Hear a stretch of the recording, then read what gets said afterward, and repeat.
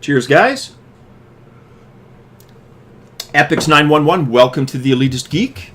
In this episode, I want to talk about game modding.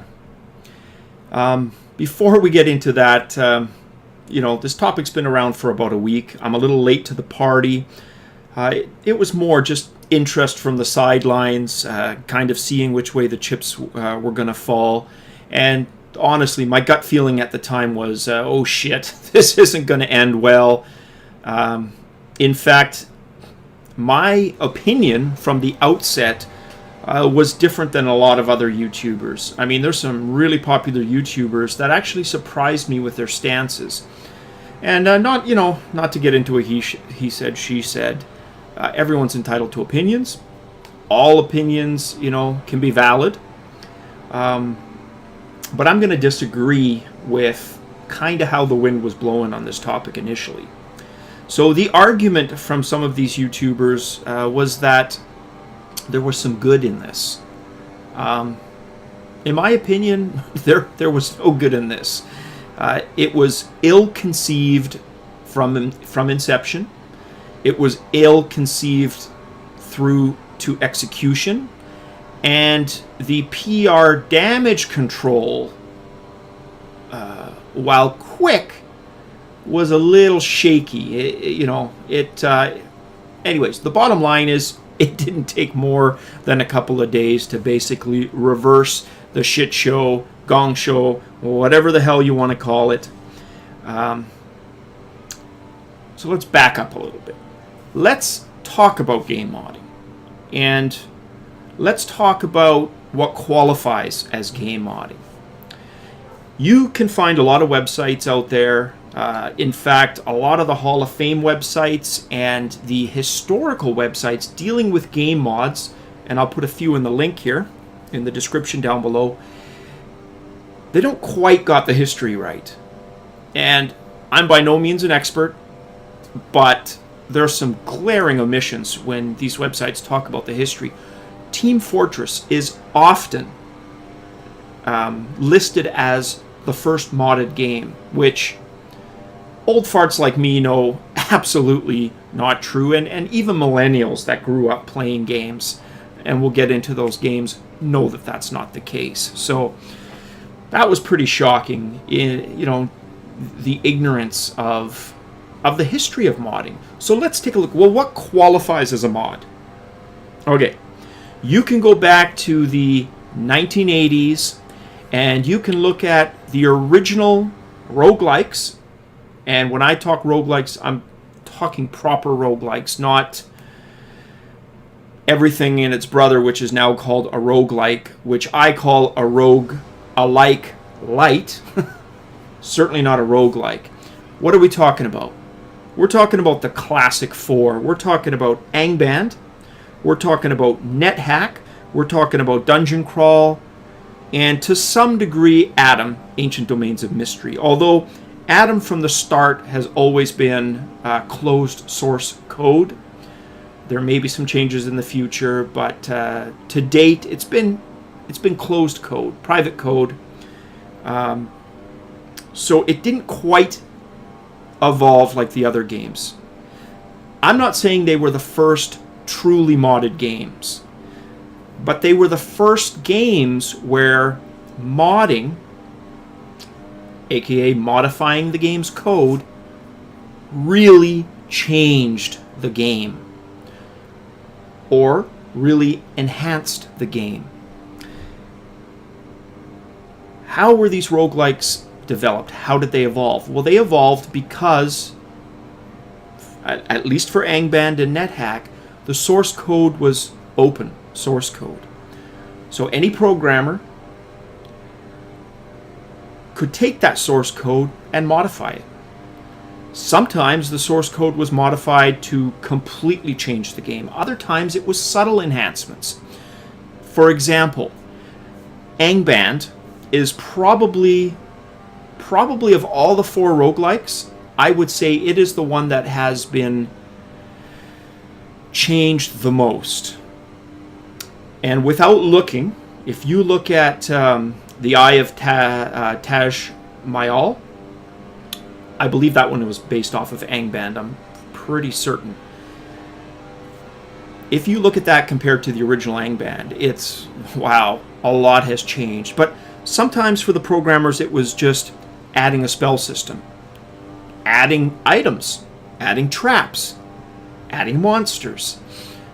The type of game modifications that were subtle, but they could also be drastic.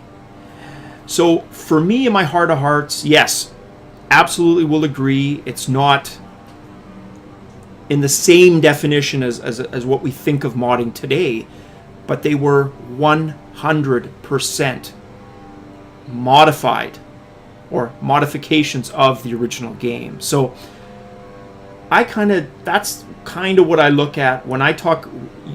Put it this way, you cannot have a conversation about the history of game modding without including roguelikes. You just can't. You can't throw it all at roguelikes, because like I said, even me, I would be hard pressed to say, yeah, this is what we mean by modern modding. But really, if you had to pick where game modification first, became a thing, you can't have that discussion without talking about roguelikes. And roguelikes, that was something that happened in the 80s when they split off from Rogue. Pretty sure it was like the early 80s, because the original Rogue was a campus-created program on university grounds, and likewise NetHack and Angband as well.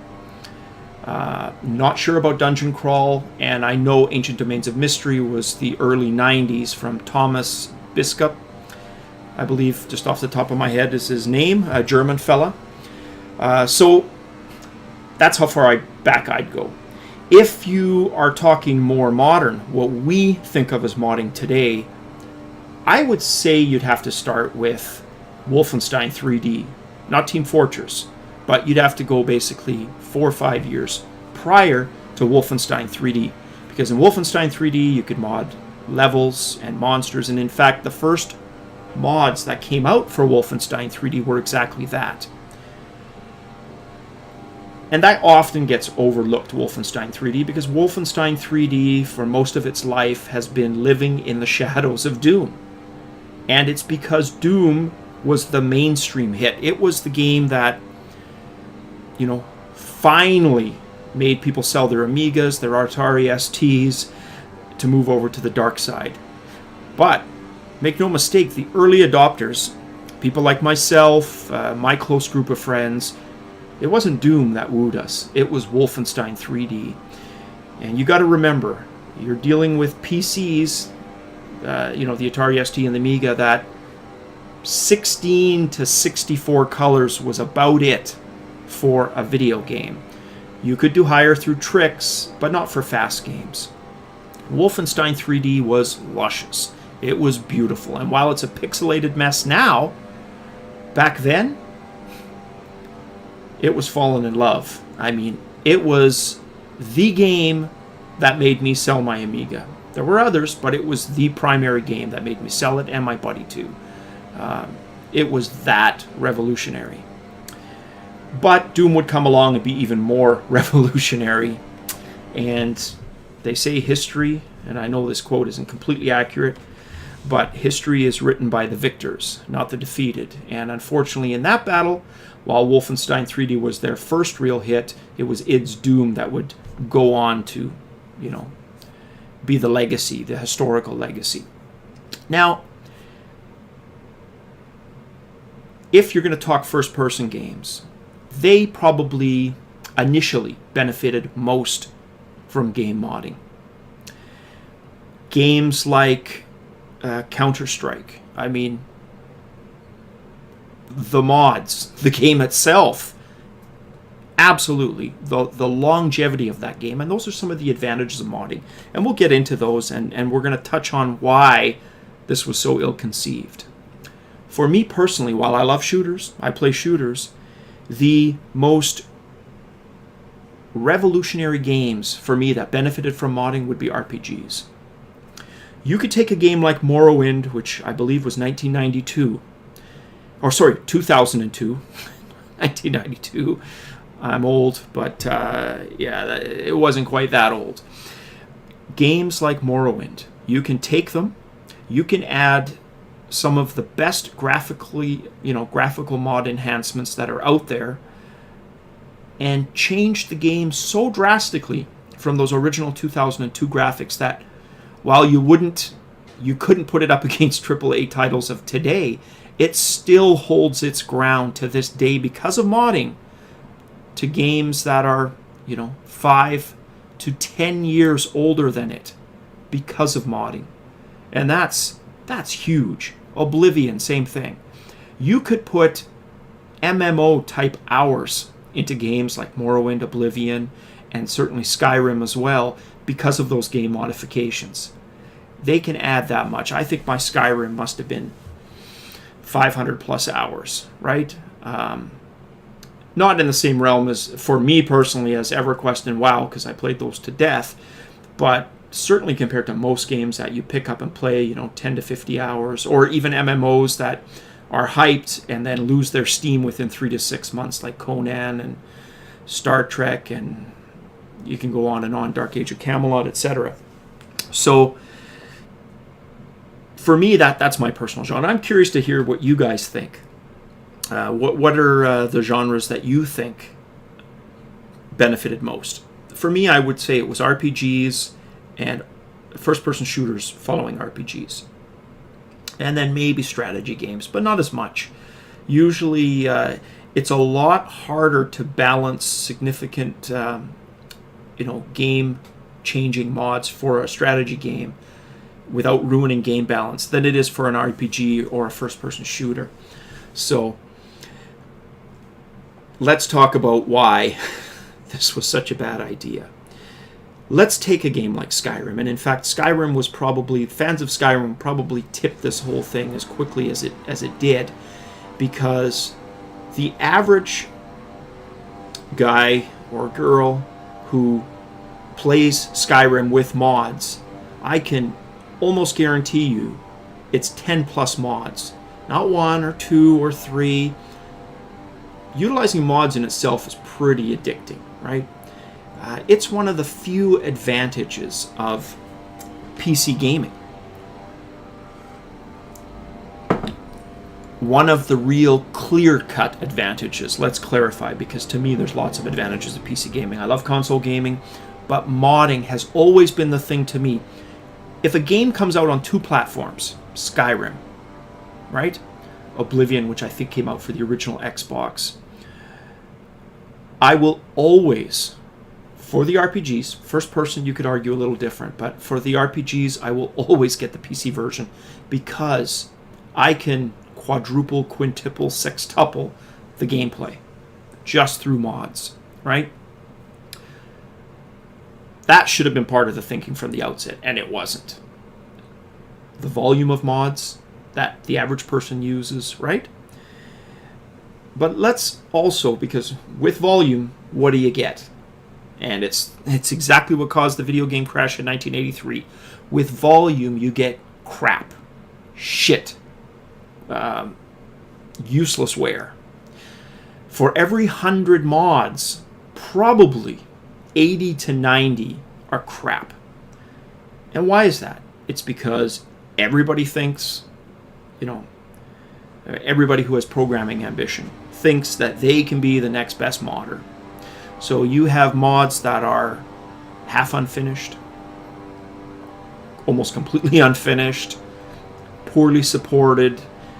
And the reason for that is a lot of times these people who make the mods, they're experimenting, they're starting programming, and they quickly get overwhelmed. And it's easy to get overwhelmed doing something like modding and quit. It doesn't take a hell of a long time. So really, mods are kind of hit and miss affairs. They're not always a hit.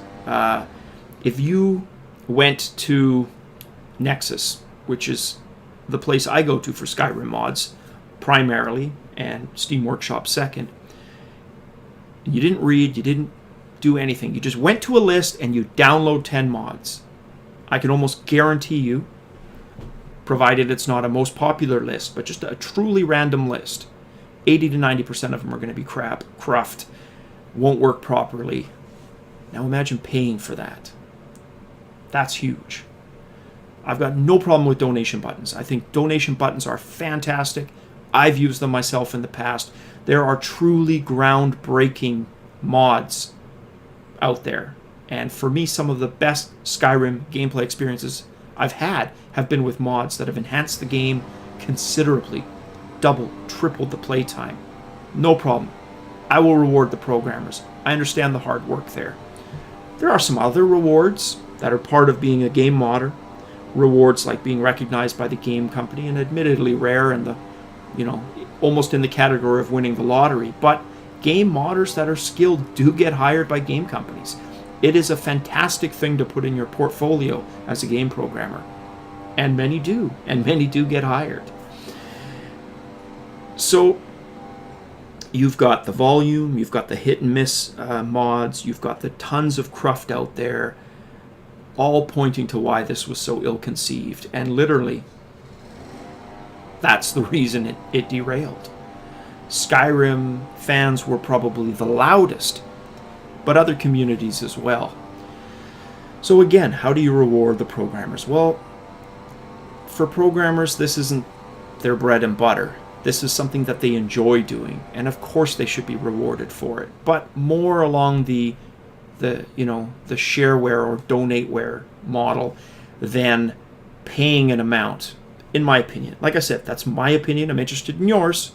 You may or may not agree, but like I said, I take a slightly different stance, and I've worked for a game company, and I've dabbled in game programming, so it's not like I'm completely out to left field with that opinion. It's based on knowing how difficult it is to make a video game, and with that, how difficult it would be to make a mod. So, curious what you guys think. Let me know your thoughts below in the comments. What are your opinions on this topic? And along with that, what are the games that you personally feel benefited the most from modding? As always, guys, till next episode, cheers.